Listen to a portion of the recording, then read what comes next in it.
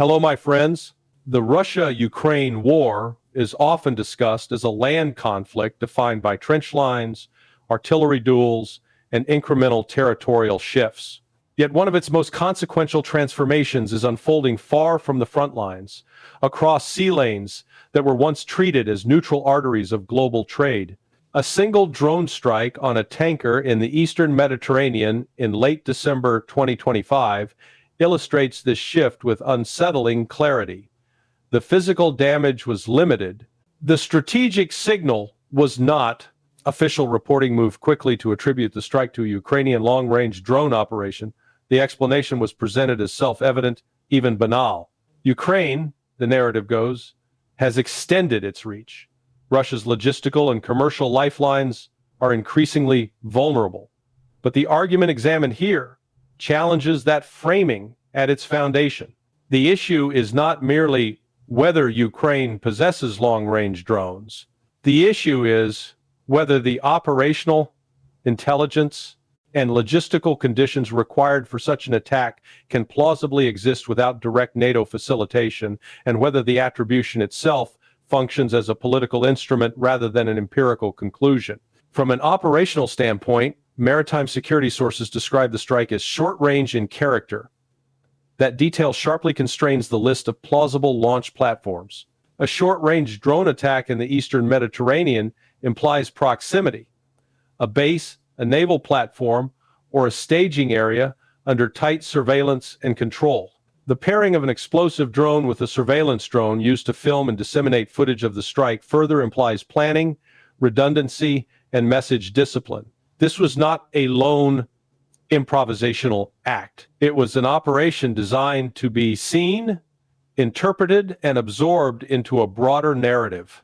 In that light, the attribution to Ukrainian domestic security structures appears less like a forensic conclusion and more like a narrative convenience. Labeling the strike Ukrainian performs an essential diplomatic function. It diffuses responsibility. If a NATO-aligned actor is involved, the Ukrainian label creates deniability. The action can occur without triggering formal accountability mechanisms, even as its effects ripple outward. The tanker itself deepens the paradox.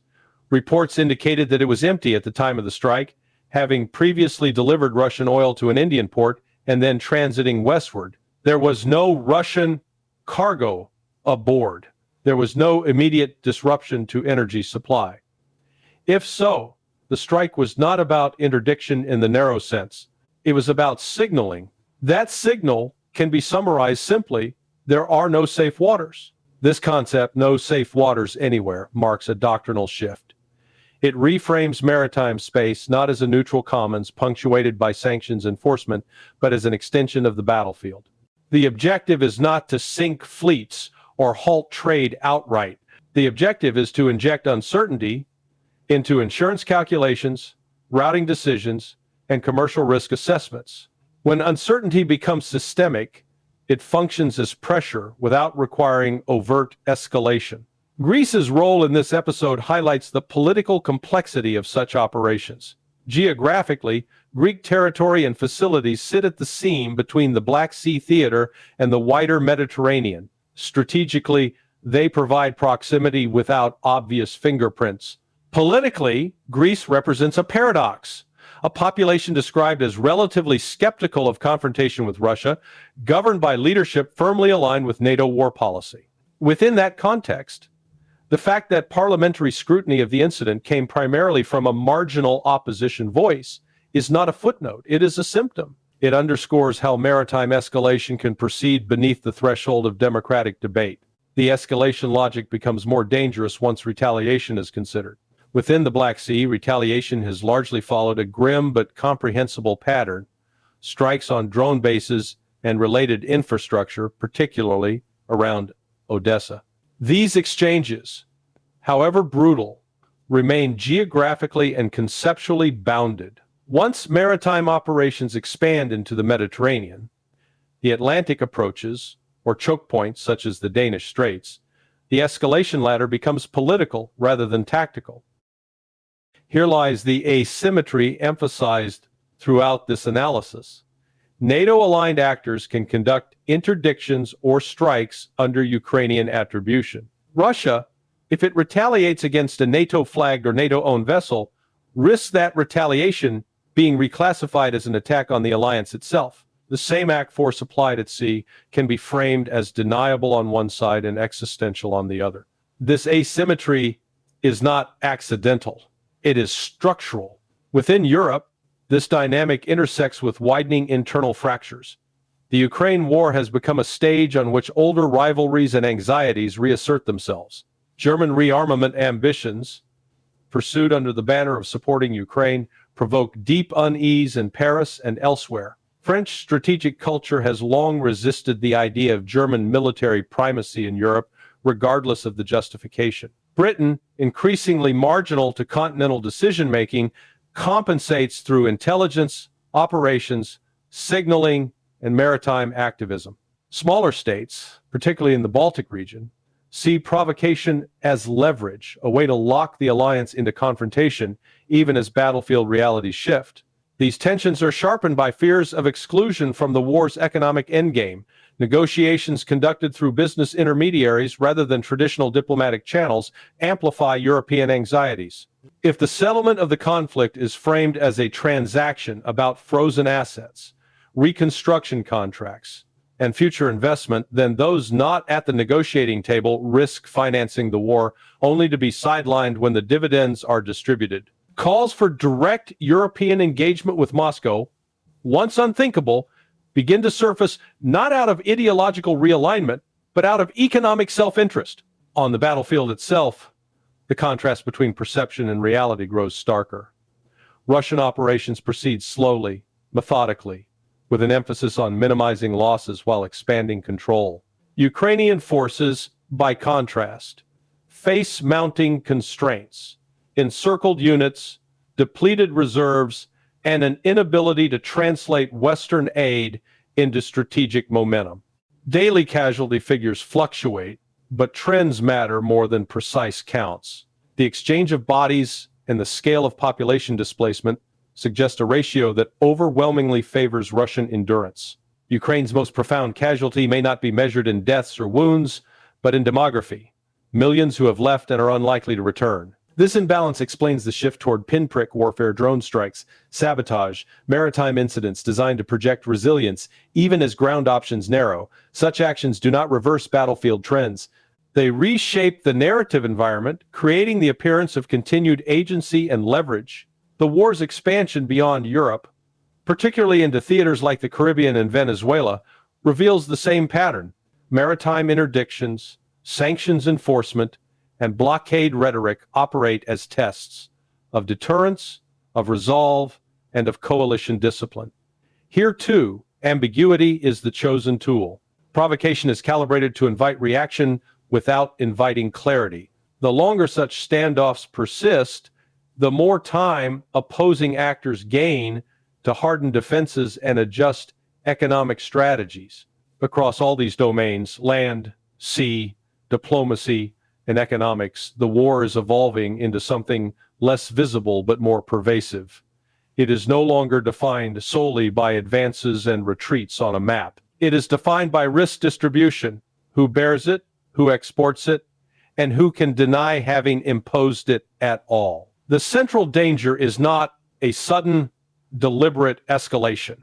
It is an accumulation of incidents, each small enough to be dismissed, each deniable enough to avoid accountability, until the space for de-escalation collapses. In such an environment, a tanker strike is never just a tanker strike. It is a data point in a system being quietly rewired, a system in which neutrality erodes, attribution blurs, and the line between war and commerce dissolves. If there is an endgame implied by this trajectory, it is not victory in the conventional sense.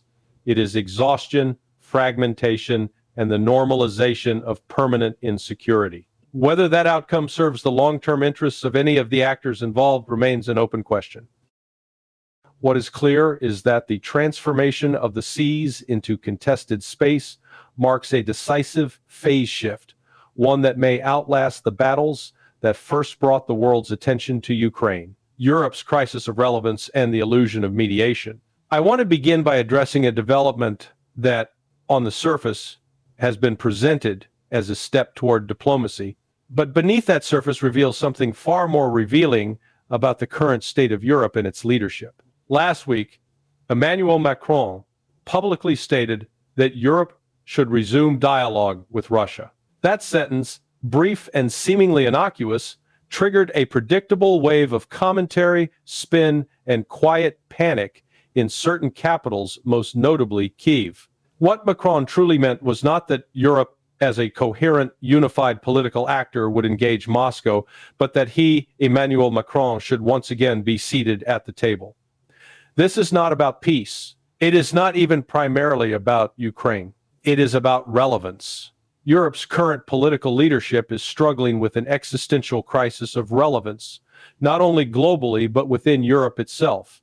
Macron understands this instinctively. He has watched figures like Friedrich Merz briefly dominate headlines through failed but high-profile initiatives such as the frozen Russian assets scheme. Despite that plan collapsing under legal and practical realities, it placed Merz squarely at the center of attention for weeks. Macron noticed. He did not like it. Macron does not tolerate the backseat well. He never has. His political instinct is to maneuver himself back into the driver's seat, regardless of whether the vehicle is moving in the right direction. His proposal to resume dialogue with Russia must be understood in that context.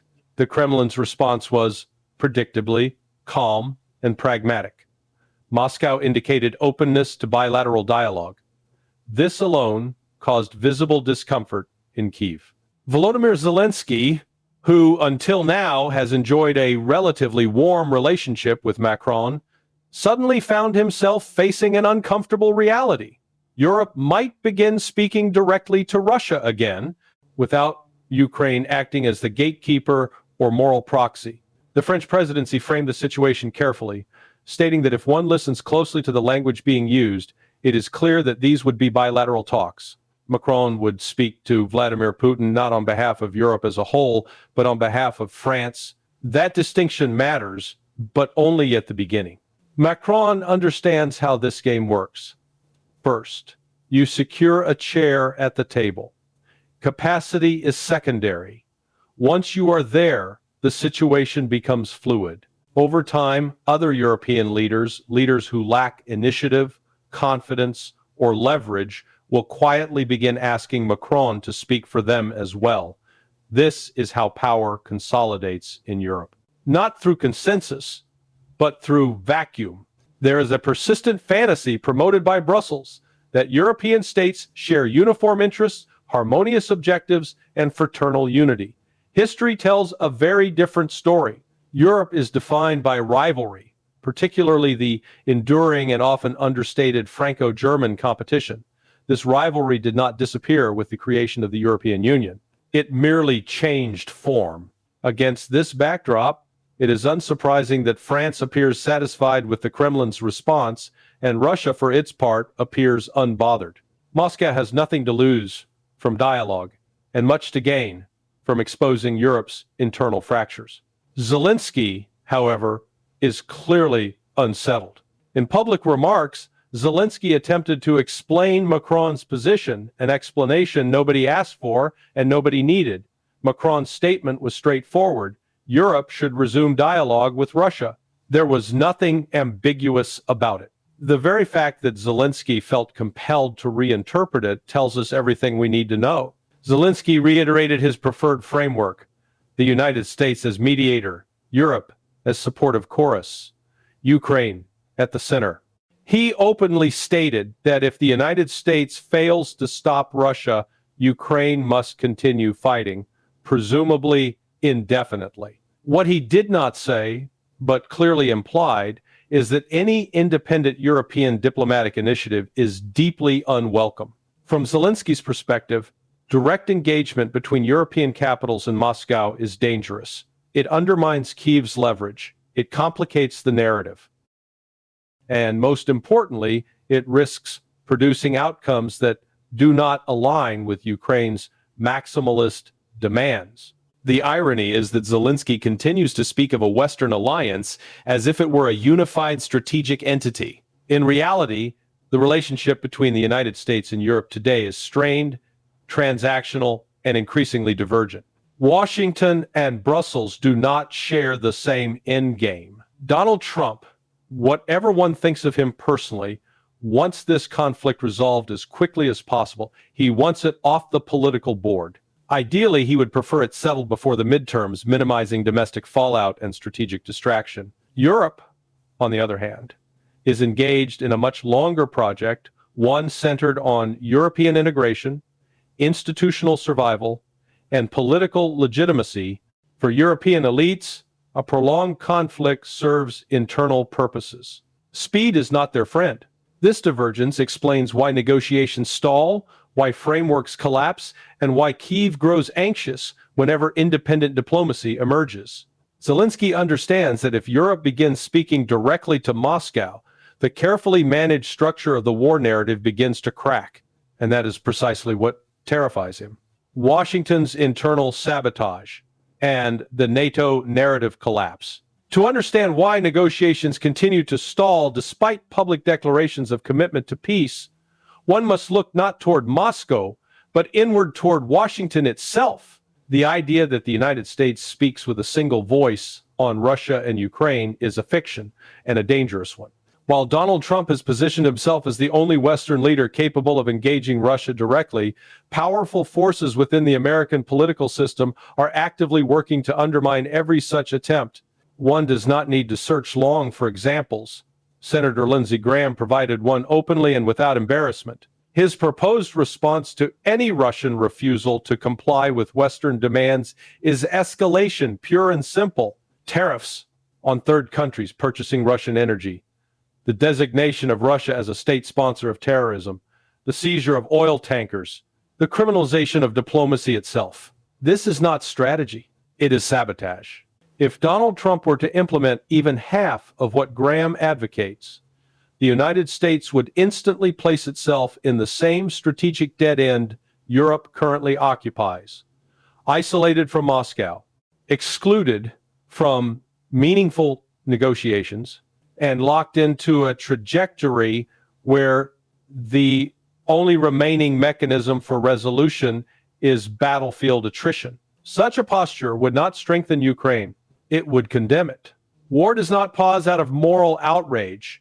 If diplomacy is foreclosed, the conflict will continue until one side imposes a settlement by force. That is not a theoretical observation. It is how wars have ended since the beginning of recorded history. The only question is how much destruction precedes that outcome. And yet, even 4 years into this conflict, voices like Graham's continue to dominate Western media discourse. One would think that by now, reality might have imposed some discipline on rhetoric. Instead, we are treated to ever more detached declarations, none more emblematic than those coming from NATO's leadership. NATO Secretary General Mark Rutte recently declared that Vladimir Putin is the main obstacle to peace. The statement is so reflexive, so devoid of analytical substance, that it barely merits serious engagement, except for the fact that it reflects the official position of the alliance. According to Rutte, Putin has rejected diplomacy, refused calls, and blocked negotiations. None of this withstands even minimal scrutiny. Putin has met with American envoys.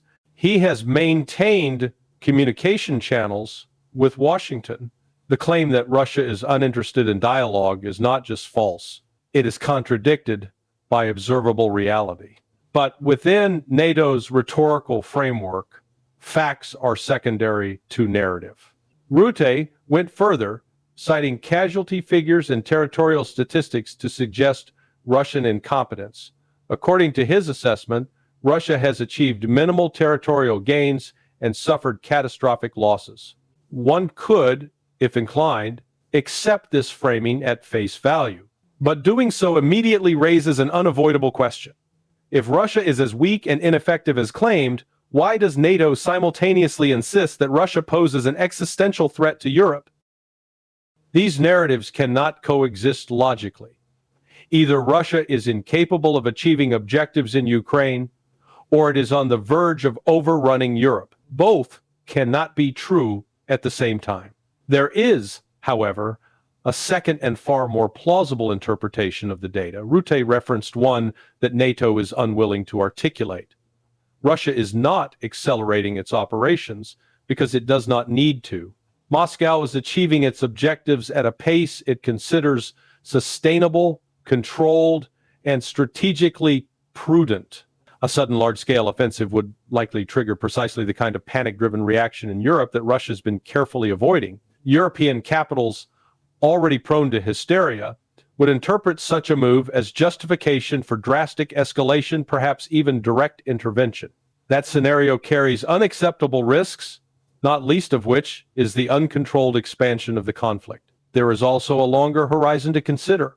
Western officials routinely warn that Europe may face war with Russia by 2030. If one accepts this premise, even hypothetically, it becomes obvious why Russia is prioritizing stockpiling and long-term preparedness over short-term territorial advances. Missile production, reserve accumulation, and strategic depth matter far more in that context than rapid gains in eastern Ukraine. From Moscow's perspective, there is no upside to increasing the tempo of operations when objectives are being met and escalation risks remain high. Rational actors do not accelerate simply to satisfy Western optics. Ironically, even Rutte himself acknowledged that Donald Trump remains the only Western leader who has managed to engage Russia seriously. He praised Trump's focus and commitment to ending the war, conceding, perhaps unintentionally, that without Trump, there would be no meaningful diplomatic channel at all. This brings us to the central paradox of the conflict. If negotiations are not working, it is not because Russia refuses peace. It is because the losing side does. In any conflict between two parties, it is always the side facing defeat that resists negotiations. Victory incentivizes settlement. Loss incentivizes delay, hope for reversal, and continued fighting. This is not cynicism. It is human nature and historical precedent. Looking at the current situation objectively, it is clear which side benefits from prolongation and which side has little reason to compromise further. And it is equally clear that while some Western leaders publicly endorse Trump's diplomatic efforts, they are simultaneously working behind the scenes to derail them. Nowhere is this contradiction more visible than in Central Europe. Ukraine's structural weakness, Hungary's realism, and Moscow's red lines. The growing unease in Central Europe exposes another uncomfortable truth that Western discourse prefers to avoid. The collapse of Ukraine would not be a victory for anyone, least of all Ukraine's neighbors. Hungarian Prime Minister Viktor Orban articulated this reality bluntly when he warned that Ukraine's collapse would constitute a serious disaster for Hungary. This statement was immediately seized upon by critics eager to portray Orban as unsympathetic or even hostile to Ukraine. Such interpretations are not only dishonest, they are intellectually lazy. No state wants to be bordered by a collapsed one. History is unambiguous on this point. Failed states export instability. Refugee flows, criminal networks, economic disruption, and political radicalization do not respect borders. For Hungary, a weakened or disintegrating Ukraine is not a geopolitical abstraction, it is a direct national security concern. Orban's position, therefore, is not rooted in malice toward Ukraine, but in realism. If Hungary is to remain stable, Ukraine must at least retain the capacity to sustain itself. That is a lower bar than what Kyiv currently demands, but it is a far more achievable one than the fantasies being sold in Western capitals. Orban went further, stating openly that the war weakens Ukraine with each passing day and that peace is the only mechanism capable of reversing that trend. This is not a controversial claim outside of NATO talking points. From 2022 to the present, Ukraine's position has deteriorated consistently, militarily, economically, demographically, and institutionally. Every year of continued fighting leaves Kyiv worse off than the year before. This reality exposes the hollowness of a recurring Western argument that negotiations must wait until Ukraine is in a stronger position. That moment has never arrived, and it never will. Delay has not strengthened Ukraine. It has hollowed it out Against this backdrop, Moscow's response to the latest round of European and Ukrainian proposals was entirely predictable. Kremlin officials made it clear that many of the suggested amendments to the original U.S. framework would be categorically unacceptable. This was not posturing. It was a statement of continuity. Russia has been explicit from the beginning that it would adhere to the framework established in earlier discussions with American representatives, including those in Anchorage. Any attempt by European or Ukrainian actors to rewrite that framework, adding conditions, removing concessions, or altering sequencing was always destined to fail. This is precisely what occurred following the Berlin meeting between the United States, Europe, and Ukraine. The original American proposal was modified beyond recognition, European priorities were inserted, Ukrainian maximalist demands were layered on top. What emerged bore little resemblance to the framework Russia had agreed to discuss. From Moscow's perspective, this behavior confirms long-held suspicions about Western negotiating practices. Agreements are provisional, commitments are malleable, terms shift after the fact. Under such conditions, there is little incentive for Russia to engage in endless rounds of talks that lead nowhere. This brings the analysis full circle. Europe seeks relevance. Washington is divided. Kyiv fears marginalization. NATO clings to narratives that no longer cohere with reality. And Russia, for all the accusations leveled against it, remains the only actor whose strategic position has remained consistent throughout the conflict. The insistence on portraying Russia as the sole obstacle to peace obscures a far more troubling truth. Peace is obstructed not by Moscow's unwillingness to talk, but by the inability or refusal of Western and Ukrainian actors to accept outcomes that fall short of total victory. Wars do not end when one side achieves its ideal outcome. They end when reality imposes limits. The longer those limits are denied, the higher the eventual cost. At some point, the choice becomes unavoidable. Either negotiations proceed on the basis of existing realities, or the conflict continues until those realities are enforced on the battlefield. There is no third option. That is where things stand today.